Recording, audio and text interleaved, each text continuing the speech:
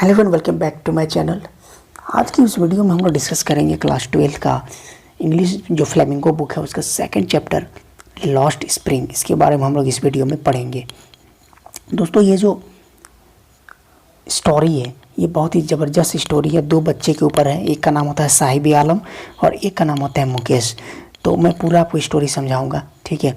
लेकिन इस वीडियो में सिर्फ आपको मिलेगा साहिब आलम के बारे में।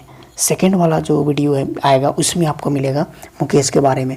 तो दोनों स्टोरी बहुत मज़ेदार है, तो मैं उम्मीद करूँगा कि आप पूरा इसको ध्यान से सुनेंगे और समझेंगे। तो सबसे पहले आइए हम लोग स्टार्ट करते हैं ऑथर के बारे में कि राइटर जो है वो कहाँ से था या कहाँ से थी और इनका लाइफ कैसे बीता, उसके बारे में एक शॉर्ट में हम लोग इंट्रोडक्शन देखते हैं।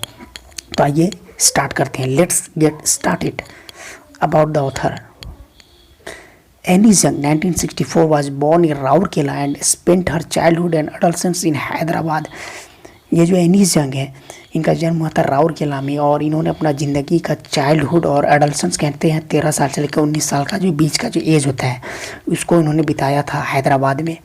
She received her education in Hyderabad and in the United state of America. इन्होंने अपना एजुकेशन जो लिया था वो हैदराबाद से लिया था और यूनाइटेड स्टेट ऑफ अमेरिका से लिया था। Her parents were both writers, इनके माँ बाप दोनों राइटर थे। And is began her career as a writer in India. इन्होंने अपना ज़िंदगी का शुरुआत जो है वो राइटर के रूप में ही किया था और कहाँ से किया था, इंडिया से किया था। She has been editor and columnist for major newspaper in India and abroad. ये जो है इंडिया में और विदेश में न्यूज़पेपर में आर्टिकल लिखा करते थे। And has authored several books, और इन्होंने बहुत सारे बुक्स भी लिखा। The following is an excerpt from her book title lost spring stories of stolen childhood. तो ये जो आपको जो स्टोरी अभी पढ़ने को मिलेगा जिसका नाम है लॉस्ट स्प्रिंग, ये जो है इनका एक किताब है जिसका नाम है स्टोरीज ऑफ स्टोलन चाइल्डहुड, उसी में से ये कहानी को उठाया गया है और इस कहानी को हम लोग पढ़ेंगे। Here she analyses the grinding property of tradition which condemn this children to a life of exploitation. तो इस स्टोरी में ये बताया गया है, ये बताई है राइटर ने कि किस तरीके से गरीबी जो है बच्चों के जीवन को प्रभावित करता है और बच्चे जो है वो एक शोषण भरा जीवन बिताने में मजबूर हो जाते हैं। तो आइए हम लोग स्टार्ट करते हैं अब स्टोरी को। So let's get started the story. So here we go. Sometimes I find a rupee in the garbage. कभी कभार मुझे गार्बेज में कुछ रुपी मिल जाता है, कुछ पैसा मिल जाता है। Why do you do this? I ask Saheb whom I encounter every morning scrounging for gold in the garbage dumps of my neighborhood। तो मैं पूछती हूँ साहिब से कि तुम ये क्यों करते हो। मैं साहिब को पूछती हूँ कि तुम ये क्यों करते हो, जिसे मैं रोज़ सुबह सुबह मिल जाती हूँ जो कि क्या करता है, गार्बेज यानी कूड़े के ढेर में से महंगे महंगे चीज़ों को उठाते रहता है। और साहिब जो है मेरे पड़ोस में ही रहता है। यहाँ गोल्ड लिखा हुआ है तो गोल्ड का मतलब सोना नहीं है, गोल्ड का मतलब यहाँ पर आपको लेना होगा महंगी चीज़ जो कचड़े के ढेर में पड़ा हुआ रहता है। Sahib left his home long ago. Sahib जो है वो अपना घर बहुत पहले ही छोड़ चुका है। She emits the green fields of Dhaka his home is not even a distant memory. उसका जो घर था वो ढाका में था लेकिन अभी उसको वो याद नहीं है। There were many storms that swept away their fields and homes. His mother tells him. उसकी माँ बताती है कि साहिब कि उनका जो घर था वो घर जो है वो छीन जा चुका है, बर्बाद हो चुका है।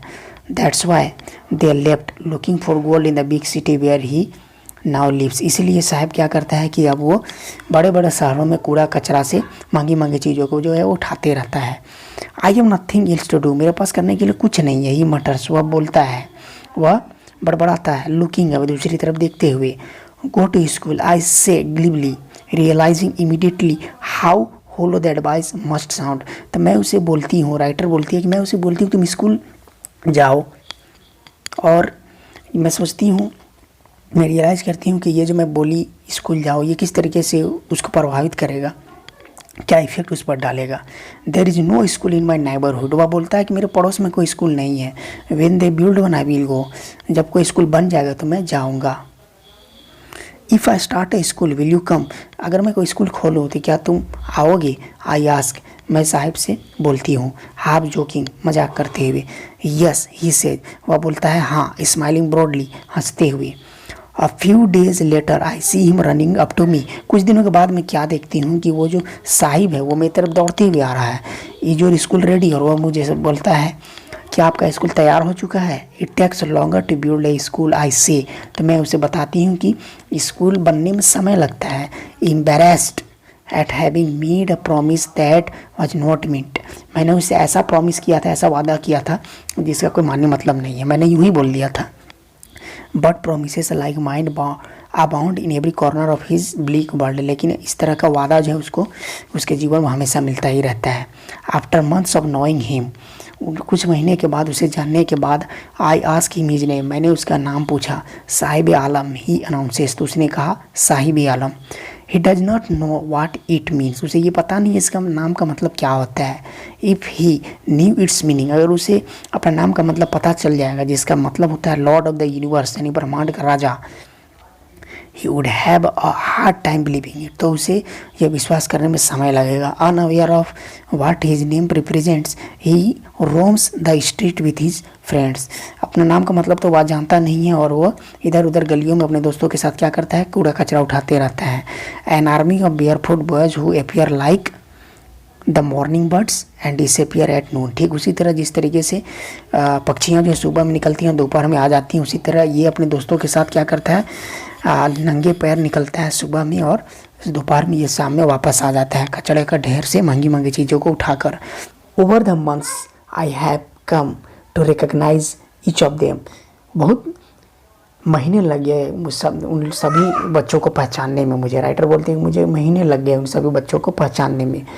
Y aren't you wearing chappals, I ask one, मैंने एक से पूछा कि तुम चप्पल क्यों नहीं पहनते हो।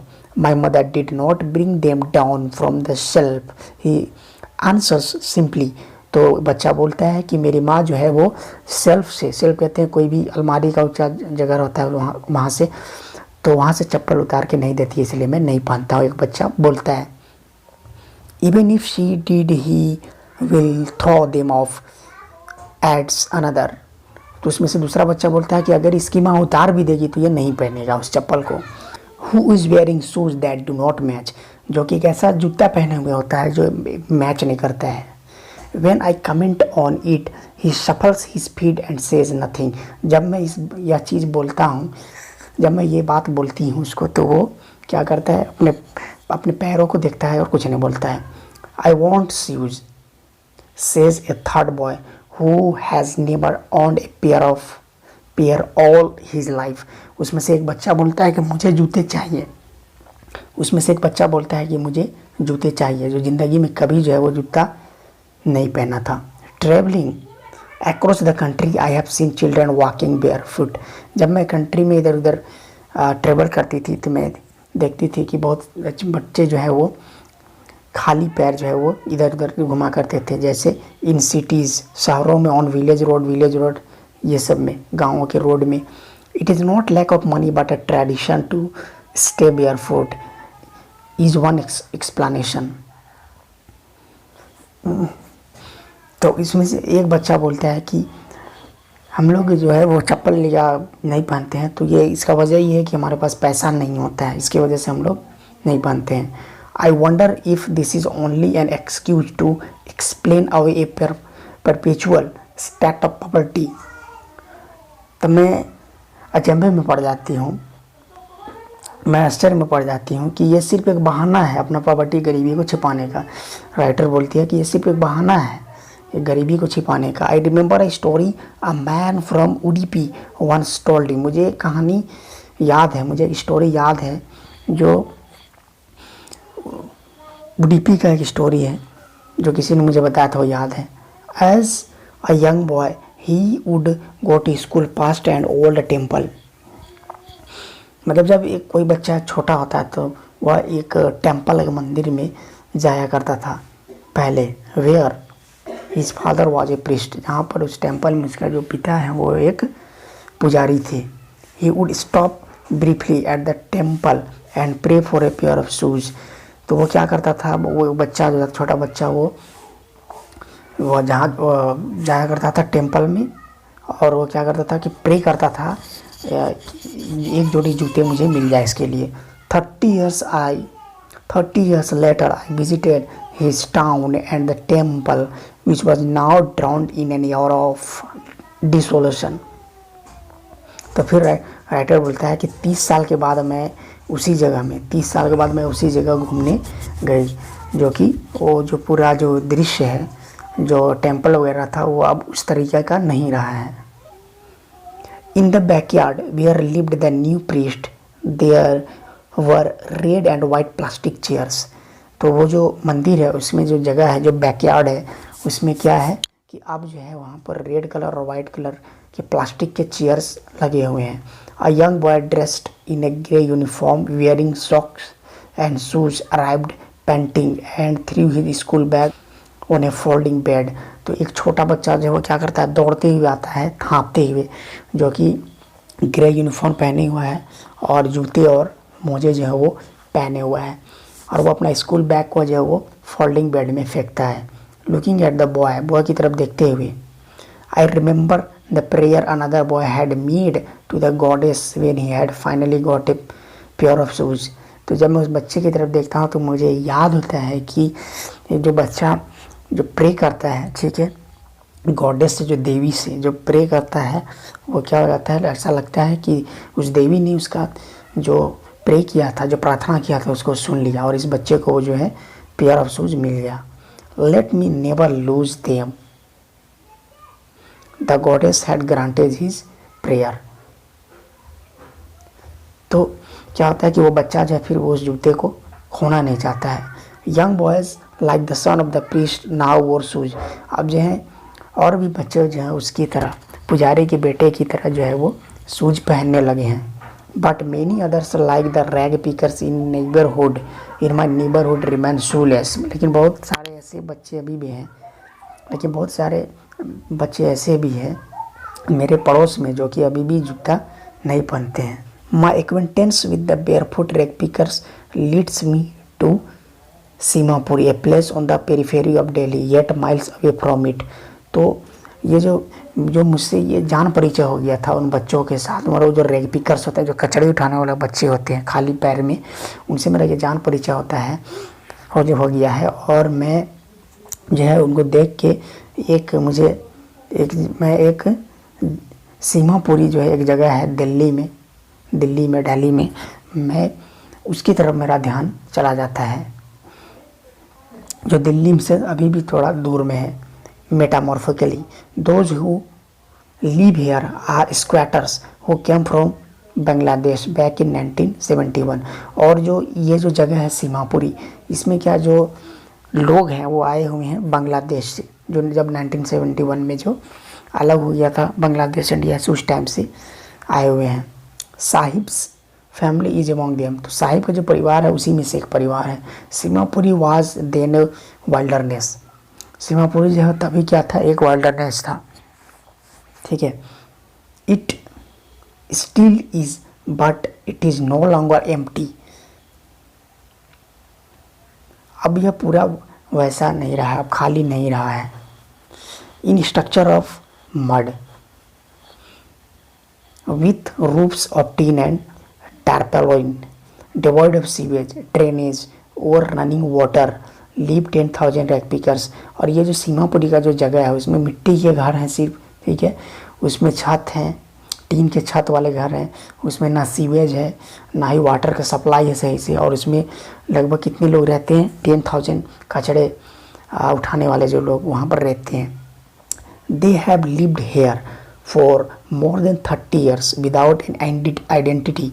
और यहाँ पर जो लोग रहते हैं वो लगभग 30 साल से भी ज़्यादा हो गया और अभी भी रहते हैं बिना आइडेंटिटी के साथ। विदाउट परमिट्स, बिना किसी परमिट्स के साथ। But with ration cards that get their names on voter list and enable them two by grain. सिर्फ उनके पास क्या है, वोटर कार्ड है जिसके द्वारा उनका जो, सिर्फ उनके पास राशन कार्ड है जिनके द्वारा उनका जो वोटर कार्ड भी बन चुका है, और वो उस राशन कार्ड के द्वारा ग्रेन प्राप्त करते हैं, मतलब सिर्फ अनाज उनको मिलता है। Food is more important for survival than identity. Food जो होता है वो पहचान से ज़्यादा ज़रूरी होता है सर्वाइव करने के लिए, किसी जगह में अपने आप को रखने के लिए।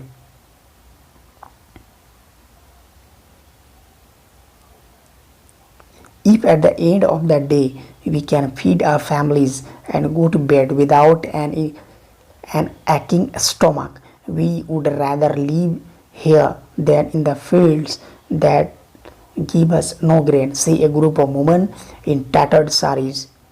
तो उसमें से एक जो औरत होती है जो टैटर्ड साड़ी पहनी होती है, ठीक है, मतलब फटी पुरानी साड़ी पहनी होती है, वो बोलती है कि अगर if at the end of the day, अगर दिन के अंत में हमें हमारे परिवार को खिलाने के लिए खाना मिल जाता है और सोने के लिए जगह मिल जाता है, और अगर हम बिना भूखे पेट सोते हैं तो हमारे लिए ये बहुत ही बेहतर है। तो हमें वहाँ रहना अच्छा लगेगा, बशर्ते कि उस जगह में जो हमें खाना नहीं देता है, जहाँ पर हमें अनाज नहीं मिलता है। When I ask them why they left their beautiful land of green fields and rivers, जब मैं उनसे पूछती हूँ कि आप लोगों ने ये जगह क्यों छोड़ दिया, वो ब्यूटीफुल जगह जो है आप लोगों ने क्यों छोड़ दिया, जहाँ पर नदियाँ थीं, फील्ड थे, ये सारी चीज़ तो आपने छोड़ क्यों दिया। Wherever they find food, they pitch their tents that become transit homes. तो बोलती है कि उन्हें जब भी जहाँ भी उनको फूड मिलता है वो क्या करते हैं, अपना टेंट वहीं लगा लेते हैं और घर बना लेते हैं। Children grow up in them, और बच्चे जो हैं उसी में बड़े होते हैं। बिकमिंग पार्टनर्स इन सर्वाइवल, और उसी सर्वाइवल का, उसी जीविका का वो सहभागी बन जाते हैं, मतलब पार्टनर बन जाते हैं। And survival in Samarpuri means rag picking, और समरपुरी में सर्वाइवल यानी रहने का मतलब है कचरा उठाना, वहाँ सर्वाइव करने का मतलब ही है कचरा उठाना। Through the years it has acquired the proportions of a fine art. Garbage to them is gold.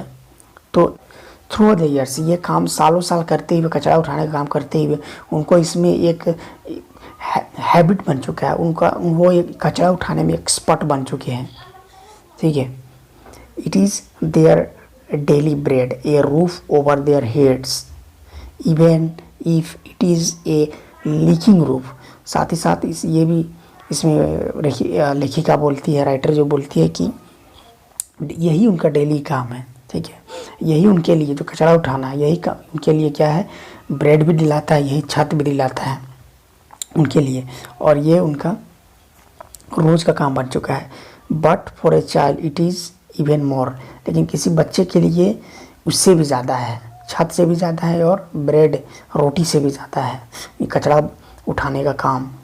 I sometimes find a रुपी, कभी कभार मुझे कुछ पैसे भी मिल जाते हैं। इवन ए 10 रुपी नोट, कभी कभार मुझे 10 रुपये का नोट भी मिल जाता है। साहिब जो है वो बोलता है, हिज आइज लाइटिंग अप, उसका आँख जो है वो पूरा चमकने लगता है। एक बहुत ही अच्छा फेस, मतलब स्माइलिंग फेस में वो बोलता है। When you can find a silver coin in a heap of garbage, you don't stop scrounging for there is hope of finding more. जब कभी उस गार्बेज में, कचड़े के ढेर में, जब कभी कोई सिल्वर का कॉइन मिल जाता है तो उनको ये और उम्मीद हो जाता है कि वहाँ पर कुछ और मिलेगा जो इससे भी ज़्यादा महंगा होगा। It seems that for children, ये बच्चों के लिए ऐसा लगता है कि garbage has a meaning different from what it means to their parents. तो बच्चों को ऐसा लगता है कि जो गार्बेज का जो मीनिंग है, जो कचड़े का जो मीनिंग है, उसके माँ बाप के लिए, वो बच्चों के लिए अलग मीनिंग है। For the children it is wrapped in wonder, तो बच्चों के लिए कोई रहस्य से भरा हुआ क्या है, एक खजाना टाइप का कचड़ा उठाने वाला। For the elders it is a means of survival, तो जो वहाँ पर बड़े हैं उनके लिए क्या है कि यह एक सर्वाइवल, मतलब अपना जीविका के लिए एक साधन है, वहाँ रहने का एक साधन है, जीवन बिताने के लिए एक साधन है। One winter morning I see Saheb standing by the fenced gate of the neighbourhood club. मेरे पड़ोस में एक क्लब है, मैं वहाँ पर देखती हूँ कि साहिब जो है वहाँ पर एक रोज़ खड़ा है। Watching 2 young man dressed in white playing tennis. यहाँ पर दो लोग वाइट कलर के ड्रेस पहने हुए और टेनिस खेल रहे हैं, उसको वो देखते रहता है। I like the game, I like the game, he hums content to watch it standing behind the fence. और वो क्या करता है, वहाँ पर खड़ा होकर उनको देखते रहता है और बोलता है कि मुझे ये गेम पसंद है।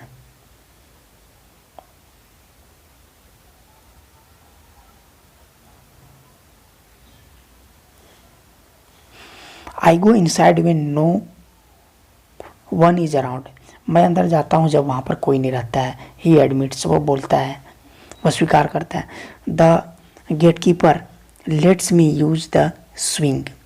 Sahib too is wearing tennis shoes that look strange over his discoloured shirt and shorts. Saheb भी क्या होता है कि उस टाइम कपड़ा पहने हुए होता है टेनिस का शूज पहने हुए होता है, मतलब टेनिस का जो ड्रेस होता है टेनिस खेल का, उसका ड्रेस पहने हुआ था और शूज पहने होता है, ठीक है, और एक शर्ट पहने होता है और एक शॉर्ट पहने होता है जिसका कलर जो है वो एकदम मैच नहीं हो रहा है। Someone gave them to me, he says in the manner of an explanation. वह समझाते हुए मुझसे कहता है कि ये ड्रेस जो है मुझे किसी ने दिया है। The fact that they are discarded shoes of some rich boy. हालांकि सच्चाई ये है कि ये जो कपड़ा जो वो पहने हुए हैं वो कहीं फेंका हुआ कपड़ा था जिसको वो उठा के पहने हुए हैं, मतलब यूज़ किया हुआ कपड़ा को वो पहने हुए हैं। लेखिका ऐसा बोलती है। The fact that they are discarded shoes of some rich boy, ठीक है। तो वो हालांकि ये क्या है, सच्चाई तो ये है कि वो जो कोई बड़ा जो लड़का है, जो अमीर घर का लड़का है, उसका फेंका हुआ ये जो है वो ड्रेस है। Who perhaps refused to wear them because of a hole in one of them does not bother him। और उस जिसको फेंका क्यों किया है, क्योंकि उस जूते के बीच में क्या है, एक होल पड़ गया है जिसको साहिब जो है वो पहने हुए हैं, लेकिन साहिब के लिए ये कोई परेशानी करने वाली बात नहीं थी, परेशान करने वाली बात नहीं थी। For one who has walked barefoot even shoes with a hole is a dream come true। जिसके पास कभी जूता नहीं है, जो कभी जूता नहीं पहना है, और उसको ऐसा भी अगर जूता मिल जाता है जो हमेशा खाली पैर में चलता है, तो उसके लिए एक सपनों का पूरा होने के जैसा ये फीलिंग है। But the game he is watching so intently is out of his reach. लेकिन जो गेम वह देख रहा है वो गेम इसके पहुंच से एकदम बाहर है। This morning Saheb is on his way to the milk booth. इस सुबह फिर एक सुबह मैं देखती हूँ कि वो जो साहिब है वो एक मिल्क बूथ के पास खड़ा है। मिल्क बूथ मतलब जहाँ पर दूध वगैरह रखा जाता है, वैसा कोई जगह वहाँ पर वो खड़ा है। In his hand is a steel canister. और उसके हाथ में क्या है, एक मिल्क का केन है, एक दूध का जो है वो केन पकड़े हुए है वो अपने हाथों में। I now work in tea stall down, I work in A tea stall down the road, he says. वो बोलता है कि मैं अब एक टी स्टॉल में काम करता हूँ, चाय की दुकान में काम करता हूँ। पॉइंटिंग इन द डिस्टेंस, वो इशारा करते हुए कुछ दूर की तरफ अपने हाथों से इशारा करते हुए बोलता है। I am paid 800 rupees and all my meals. मुझे 800 रुपये मिल जाते हैं और मुझे पूरी खाना भी मिल जाता है पूरा। Does he like the job, I ask. मैं उससे पूछती हूँ कि क्या तुम इस जॉब को पसंद करते हो। His face I see has lost their carefree look। तो जब मैं ये चीज़ पूछती हूँ तो उसका चेहरा जो है पूरा उतर जाता है और पहले की जैसा उसका जो फेस है वो नहीं रहता है। The steel canister seems heavier than the plastic bag he would carry so lightly over his shoulder। और ये जो कैन जो वो लिए हुए हैं अपने कंधों पर, ये जो कैन है वो बहुत भारी है बनिस्बत इससे पहले जो वो कचरा का जो ढेर अपने कंधों पर उठा के चलता था, उसके मुकाबले में ये जो कैन का जो ढेर है, यानी जो कैनिस्टर वो लिए हुए है वो बहुत ही हेवी है। The bag was his, the canister belongs to the man who owns the tea shop. Saheb बोलता है कि बैग उसका है, लेकिन जो कैनिस्टर है वो क्या है, जिस दुकान में वो काम करता है उसके मालिक का वो जो कैनिस्टर है, यानी जो कैन है वो उसका है। Saheb is no longer his own master. अब जो है साहिब जो है वो खुद का मालिक नहीं रहा। तो ये था इस वीडियो में फर्स्ट पार्ट का ये पूरा जो है वो डिस्कस किया गया। इसके बाद जो सेकंड स्टोरी है वो आपको अगले पार्ट में बताया जाएगा। सो तब तक के लिए थैंक यू, बाय बाय।